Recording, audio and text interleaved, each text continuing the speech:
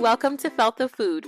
I'm Phoebe, the maker of the original DIY kit that allows you to begin making felt food today. Join me in the craft kitchen for today's make. Today in the craft kitchen, we are making a pie shell with lattice top. In your kit, you will find your pattern along with a coordinating thread. Using the thread shown, remove and cut roughly half of the thread. Here's a pro tip. Go slowly and carefully.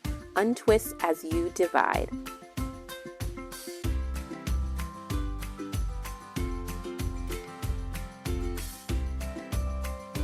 Thread your needle by gently inserting the thread through the eye of the needle and pulling your thread through about halfway.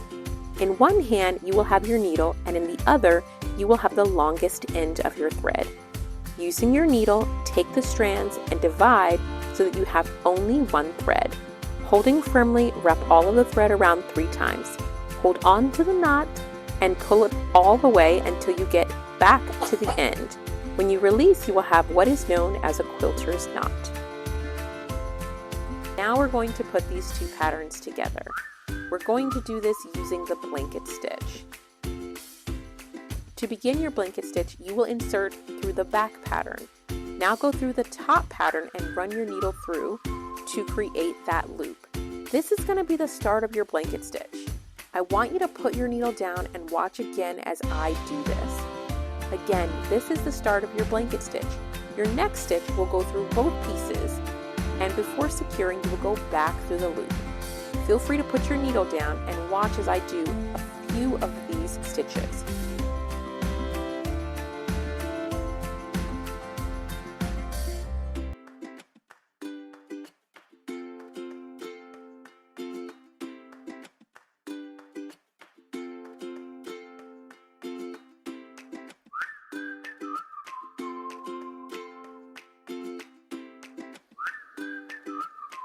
Once you are making your final stitch, you will want to go back over 2 to 3 stitches in order to secure everything. On your last stitch, make your final loop, and before securing, hold on to the loop and wrap your needle 3 times, now going through the loop one final time to make a knot.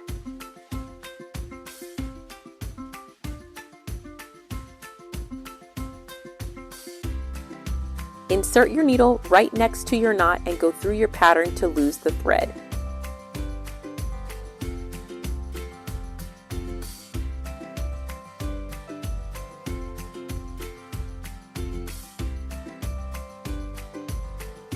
Now that we've completed the base of our pie shell, let's go on and make the edge. To do that, we're going to continue with the blanket stitch.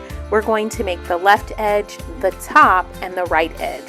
Notice that I'm keeping the bottom unsewn, and that's going to make sense once we connect everything. When I was making this pattern, I found it really helpful as a beginner to put the round base inside. That way I could maintain the shape of a pie versus making it too round and looking like a cake. So I hope that this is helpful for you. What I'm doing is I am kind of measuring to make sure that the size is correct. The way I'm doing this is, 1, I'm using my pin to just hold things in place, but 2, I'm also adding that what will be the top of that lattice crust on top, because that will tell me if my scale and size is correct. Now that I feel confident with the size of my pie shell, what I'm going to do is I'm going to attach these 2 pieces of fabric. I'm going to use what's called the applique whip stitch to do this. I think it's a really simple stitch. I'm going to go in from the inside, if that makes sense, of my pattern so that I can hide my knot, and I'm going to push my needle right up to the edge of where the other pattern meets it. So watch what I'm doing, because this is a little tricky to explain. Then what I'm going to do is I'm going to bring my thread down just a little bit, and I'm going to go all the way through. And I'm going to keep bringing my needle up to the edge of that pattern and then connecting it with the other piece by coming right down in.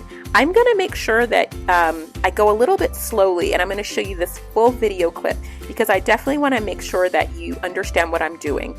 I'm also going to do the same thing on the inside to make sure that I have that piece attached as well. If any of this is confusing, I want you to just put your needle down and watch what I'm doing.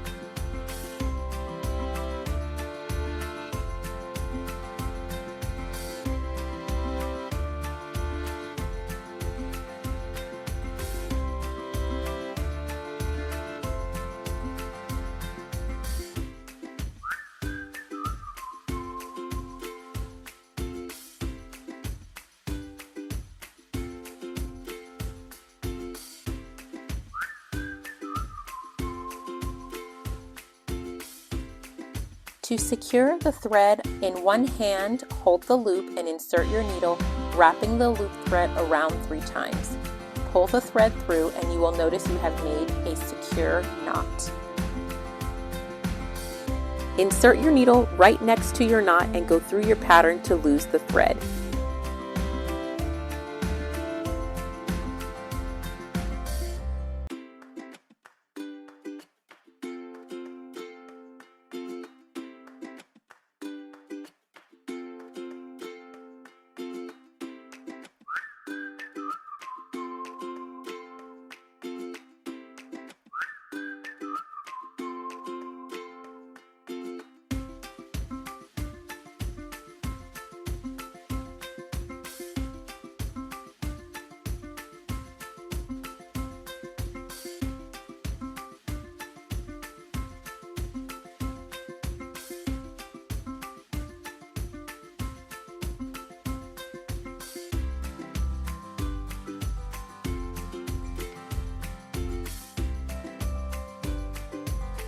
Now that we have our sides connected, now it's finally time to connect the base. We are going to do this with the blanket stitch.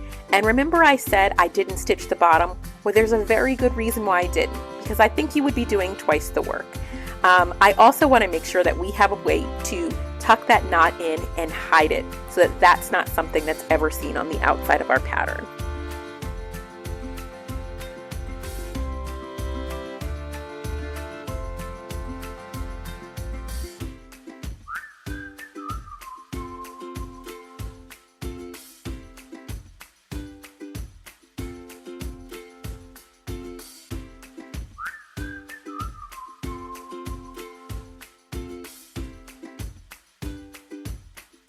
This is always my favorite part. We're finally starting to see this design come together.